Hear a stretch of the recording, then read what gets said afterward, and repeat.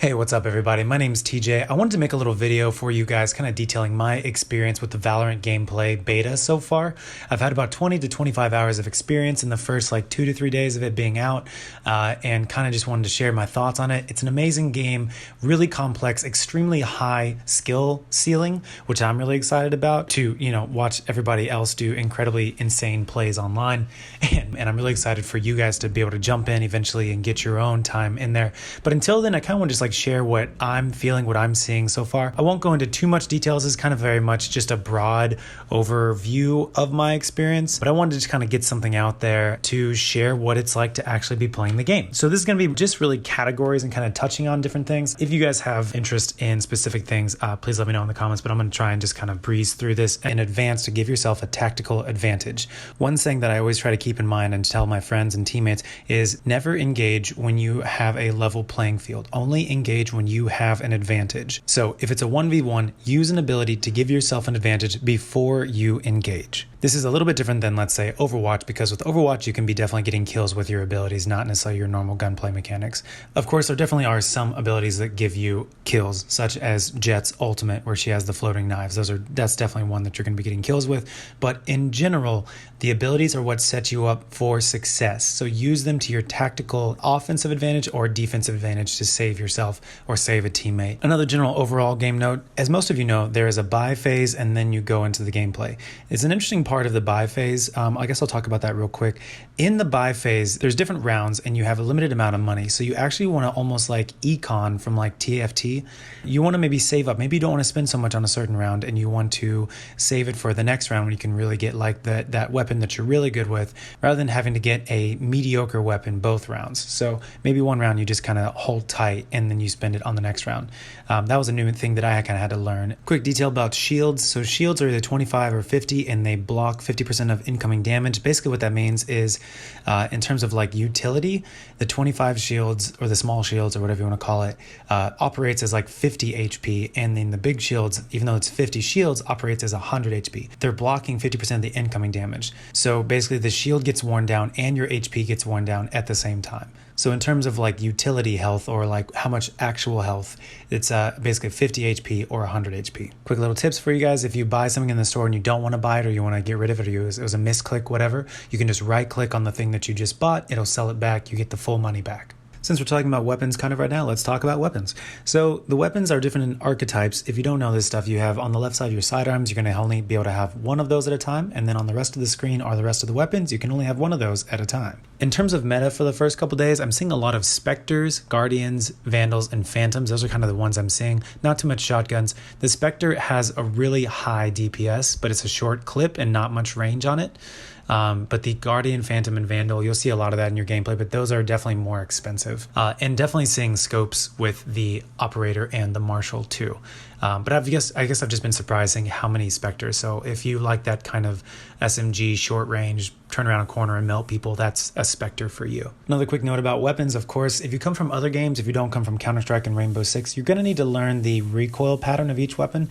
To do this, I recommend spending, maybe a couple of hours really in the tutorial practice shooting range area. They have like this thing you can turn on where it activates the bots and they kind of spawn randomly and you can shoot them and it kind of gives you a total score. However, there are also ways that you can just like turn on, if you push F2, I believe is the default, might be F3. You can just turn on constantly spawning bots and really like it spawns like, I don't know, like 10 or 15 bots, and you can hop over the barrier and go up with them. Every time you shoot one, another one spawns in, and really just get comfortable with the weapons, kind of turning with the weapon, how it's going to be. I really recommend spending your time in the tutorial practice area. Get comfortable with the weapons, get comfortable with the characters. You can swap characters anytime. You can swap weapons anytime. It's unlimited ammo. You don't have to reload. Get comfortable in there if you want to like try out a new weapon or something like that. So now that we talked about weapons, let's talk about characters real quick. Each character has like kind of their own archetype. There's kind of surveillance guys that kind of get information. There's guys who can, or there's characters, I think they're called agents. There's agents that can do a lot of like disrupting the enemy's ability to see. If you're around the corner from someone, you can blind them, you can stun them before you engage. There's 2 characters with self-heals. There is the Sage character. She can heal herself and a teammate, and that ability is constantly regenning over time. It takes about 30 seconds cooldown, so you can heal yourself and then later on heal your teammate or whatever the situation calls for. However, it does take about a second or two to really initiate. Then there's also Phoenix. Phoenix has 2 abilities currently that heal. He's got his, what I call the floor is lava, and he's got his flame wall. Both of those things heal him. It's not a full heal, but it's a lot of healing ability. So if you're just starting to learn Valorant, either of those characters might be a good option for you to start off, since you can heal yourself if you get some damage and kind of be able to keep staying in the fight. The other characters, some of them are based on like gathering intelligence. Some of them are based on like disrupting the enemy. Some of them are based on holding control of territory. And those are just the ones that kind of I've been able to explore with. So think about your playstyle, how you like to play your competitive video games, and experiment both in-game and in the practice area. Just the main thing that I want to point out is that the abilities are not to get you kills. The abilities are to set you up for success to get the kills with the weapons. So don't rely on the abilities. Each ability takes about a second or so to fully prepare to actually use it. So in that prep time, you're kind of exposing yourself to, be damaged or be out of position or whatever. So if you're going to use an ability, make sure you're good for a half a second to a second, because there is like a wind up or a charge up time, and then use the ability and then use your weapon to secure the kill. There's also like a level, I call it like 101, 201, whatever. There's like a level 201 thing that I'm just starting to think about, and that's combining abilities or chaining abilities with the different characters, with your teammates, having that communication of like, you do this, then I'm going to do this. Now that I've started to get a good handle of like the basics of the game, I'm starting to think about, okay, what's the next step? Okay, it would be chaining your abilities together, syncing your ults, comboing this up, but that is something to think about in the future for yourself. Of course, related to abilities is the maps, because you're going to be using the abilities and the characters based on where you are in the map. As of this video, there are 3 maps, and the most important thing about the maps is to know the callouts. This is something that I'm personally really bad with so far. I'm going to really push myself to train and learn the callouts. If you are not used to doing callouts or you don't know the callouts yet, over on the left side of your screen, right below the minimap, it says the location of where you are currently. So you can start associating that name with that location throughout the match or game that you might be playing at the time. Take some time to train yourself and learn the callouts on the map. You'll be able to communicate better with your teammates and know what they're saying. The minimap in the top left, actually, you have a couple customization options for it in your settings. You can have it rotate or stay fixed, and you can have it stay centered on your character or stay showing the whole map the whole time. It kind of depends on what your own personal preference is. I think personally, to start out, you might want to have it centered on your character. I definitely think that's the most important, and maybe rotate as well. I think that's kind of like, maybe we could call it like the noob setting, having it centered and rotate. I think it'd be a good goal for you to eventually have the map fixed and not rotate. So it's more of a global. So again, for the maps, I think the biggest thing is to learn your callouts and learn your routes. This is another thing you can do in a practice mode. You can go into a custom game. So when you load in, if you go to play, then on the top center, you can actually go to a custom game and just load yourself in, learn the lanes, learn the routes. You can also learn which walls you can shoot through, or what's apparently called wall bang or wall bangable. So you can actually shoot through walls. And I think right now that this is an underappreciated part of Valorant. That's something that I personally had to learn, that you can actually shoot through walls, and it depends on the wall pin of each weapon. And it also depends on the wall itself. So if you don't know about that, really quickly, each weapon has, when you hover over it in the buy menu, on the right side at the bottom, it'll tell you wall penetration low, medium, or high. And then when you actually shoot a wall or a corner, if it shows up as a bullet hole, that means it went through it, and you can actually see the bullet hole on the opposite side where it exited. But if it's just a dent or like crackles, then that means that it did not go through. So learn which walls can be penetrated. So learn which walls you can shoot through and which walls you can't, and use that to your advantage and also your safety. Next up, I wanted to talk about kind of the gameplay experience in general, and then maybe transition over into the meta a little bit. So the gameplay experience in general, it's kind of like, it's a medium to slow experience for the most part until the clutch moments. So in the very beginning, you've got a buy phase, you've got an econ round where it's only, you're very limited on your money. You're very limited on your money that you can spend, your credits. So you can only basically buy a sidearm, and you have to decide if you want to buy an ability or if you even want to buy shields at all. It's kind of up to you. Personally, I've been going with the Ghost, and I'll buy 1 or 2 abilities. I don't buy shields. It's really more about your FPS tactical skill level, which again, if you want to increase that, I recommend you go into the practice tutorial area and just over and over and over, honestly, like an hour a day, just practice with the different weapons, both in scope and out of scope. Point and click, turn, point and click, turn, point and click, turn, point and click. Repetitiveness is what's going to help you get your skills up higher if you want to be really good at this game. So that first round or 2 is really kind of an econ round, or that's what I've been calling in my head. And you're going to be limited on which weapons you can buy. You have to be very selective. And then the first like 30 seconds or so of each round is pretty slow. It's going to be mainly intelligence gathering. You're not going to be running and gunning. It's like trying to figure out where your enemies, what strategy your team is employing, that kind of stuff. I've found that like the most success for a team in the meta is like you pretty much have, let's talk about offense right now.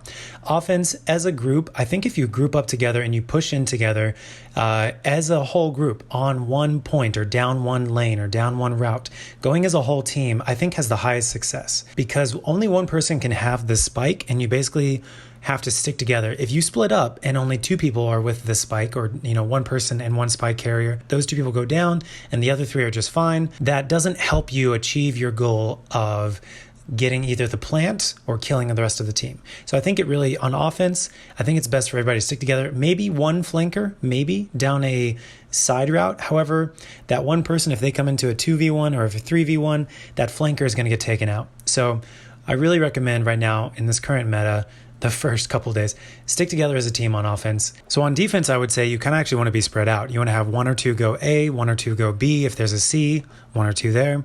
You kind of want to cover all the angles. And then once you're sure about where the enemy is going, basically, or you've cleared your area, you want to kind of group up and swoop in together. Whether it's you're swooping together from the backside, like from your own spawn area, or if you're swooping through the enemy's spawn area and kind of pinching them on whatever point that they're going to. Now, as you're going with a team, let's talk about offense real quick. As you're going with a team, let's say there's a long hallway with a sniper at the end of it, and you can't really make your push because you guys keep getting under fire from the sniper. Well, if you throw down like a cloud cover type of thing that will prevent the sniper being able to see you guys, you'll be able to push into your next zone. Or you can throw down visual protection, your cloud cover, in order to send out, an intelligence recon type of thing. Maybe it's Sova's recon arrow, or maybe it's Cypher's camera security thing, something that like lets you be able to know where the enemies are. Because then you can peek out with your own long-range weapons and take out the sniper or whatever. So if you can if you can gather the intelligence, prevent the enemy from seeing you, and or disrupt them in their location, you can push in. That's going to be a level 201 type of thing, is learning how to work together as a team and sync your abilities together in order to put yourself in positions to take out the enemy teammates. Nice job. TJ, that is the most big brain version of abilities I've ever seen in this game. Good wall. Thanks, bro. I've been watching streams for 3 days. So let's say on offense, you've pushed into a location, you've taken out the 1 or 2 defenders there. Now you're holding the location. This is where the other type of agent comes in, the ones who kind of help lock down an area. For example, Viper. She has really strong defensive territorial abilities where she can lock down a choke point, a whole area, a line of sight. So let's say it's towards the end of an offensive round, you're holding the location, one or two of your teammates are down, 1 or 2 of the enemy teammates are down. This is where it gets a high intensity in each round, is when you've placed your bomb, your spike, and it's counting down. The pressure is on the enemy team to take you guys out. Of course, there's 2 ways that you can win the round. 1, eliminate the entire enemy team, of course. 2, the spike, the bomb. The bomb can either go off or you can defuse the bomb. So your goal is not just to eliminate the enemy team. I've had rounds where I defuse the bomb and there's still 2 enemy players alive. So you can win rounds without eliminating the enemy. It's all about being strategic in what you're doing. I've also won rounds by planting the bomb and there's still another enemy or 2 up, who maybe they're nearby and you just hold them off. Maybe they're at the other end of the map when you plant it. It kind of depends on each situation. You have to be able to flex. You have to be flexible. But the strategy in this game is not just about getting elims. There's also an objective, and you can win the rounds and win the whole game if you pursue your objectives. Different characters have different abilities that help you with your objectives. Viper can smoke a whole area, preventing people from being able to get to the plant. The Sage character, she can put up a wall and actually block off the plant, preventing people from getting there, or slowing them down from getting there quickly. You can also hide the spike in the visual bubbles. Basically, you've got various options in order to achieve your objectives in regards to the spike itself. So that's kind of how an offense round goes. For defense, it's really kind of like you've got to be able to flex pretty quickly.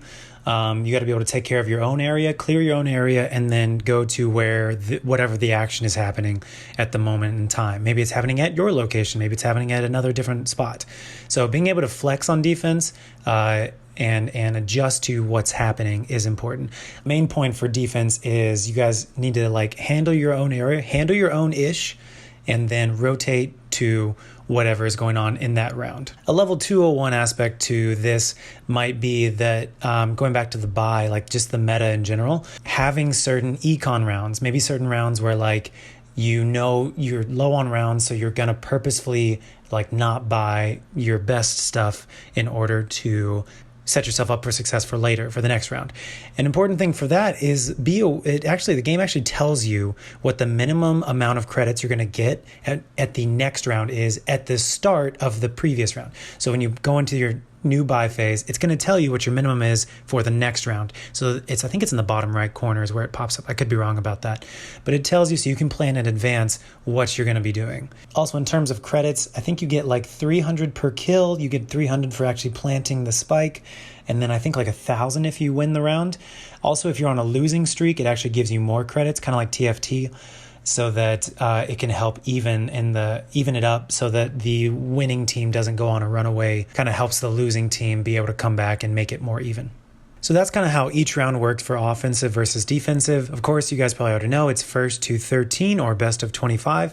And I've actually had it be pretty even in a lot of games where you get down to like a 10v10 or 11v11 or even like a 12v12 a couple times. And it's really fun. It's really intense. I think the only other thing I wanted to say about gameplay and meta experience right now is that you kind of need to be able to change from round to round, see what works, and when you feel that it's working, maybe just switch it up. If you see what's not working, obviously switch it up, or find what's the flaw, what's holding you back, figure out what you can do to adjust to it. But it's really important to be flexible and adapt your strategy, because if you keep doing the same thing over and over, even if it's winning, keep in mind that like it might get shut down. They maybe just fully load or figure out how to flank you, and you have to be aware of that. Know what your weak points are, even if you're winning. You need to be flex, you need to change, you need to be able to adjust on the fly. And my one final thing that I wanted to say is go easy on yourself. There's a lot of information that you have to learn right now, starting a brand new game, maybe even a new genre that you've never played before. So even if you're solo queuing and your teammates are like getting mad at you for not being good, or you're mad at yourself or whatever, don't worry about it. Just be patient and learn the basics. Get yourself some good groundwork, base level mechanics in. Learn your characters, learn their abilities. It'll help you with learning how to play against those characters as well. A big thing about the abilities is the sounds. So learn the sound that the bomb makes when it's getting planted, so you can immediately start rotating to the new location rather than having to wait for the announcement that the bomb has been planted. Learn the sound when the bomb is starting to be diffused. Learn the sound when the enemies are using their abilities across the map or around the corner, so you can prepare yourself to know what you're about to face against. Learn the sounds your footsteps make, your gun makes, when you jump, when you land from an elevated ledge. Learn the different sounds. The sound is a really big aspect of this game. It's going to take a while for you to learn the characters, to learn the maps, to learn the callouts, to learn the weapons, to learn the recoil patterns, to learn the distances, to learn the mechanics, to learn the gunplay mechanics and the strategies, to learn the maps and like where you need to be positioning yourself. There's so much to learn with this game. It's a brand new game. And I see some of my friends getting frustrated that they're not like already pro level. But, and I look back on when Fortnite first came out, in the first like 3 to 6 months that like Fortnite was out, we were all just like little babies playing Fortnite. And then you look at like people who are crushing it and the pros who are like cranking 90s. It's just insane. So don't get too stressed about like not being perfect, not being godlike yet. learn the basics, practice the basics, practice for like, 30 minutes or an hour if you can, whatever you can afford. Just practicing in the tutorial practice zone, and you will get better. You will get better. I've already, like, just in 20 hours of gameplay over the past 2 days, I'm already seeing myself like really increase. Be patient, watch streams, bring in information, practice, go easy on yourself, and of course, have fun, enjoy it, laugh at yourself if you have a bad round. It's okay. It's okay. Everything's gonna be good. This game is great. I hope you guys enjoyed this video, and I hope you have fun, and I hope you eventually get a Valorant beta key, and maybe I'll hopefully make some more videos soon. Okay, have a good one. See ya. I would love to beat a 40 bomb, but I don't think it's gonna happen. TJ. TJ, can you buy me a Vandal? Please. Please. Behind us. It's gonna be behind us. I'm gonna wall off. Build the LMG on A. I've walled us off. We should be safe. You got an up on. Got you. Killed up. Nice. Watch left. They're gonna come from left and bat from behind. That's it. Okay. Come from. Okay, should I plant? Planting. Go Yeah, my play little bot. Go, my little block. I think they're over here. No charges there. I think they're over here. Yeah, I do. Okay, I do not have a wall. Yep, both from left side. Open up the sky. Oh, all day. That's our ult. Oh, I just was thinking what it was. Excellent. You got A? I'm You got dead. A? We win. We win. He's left side. Hey, that's one. Yeah, Nice job. get the kill. TJ! Nice. Yo, that was our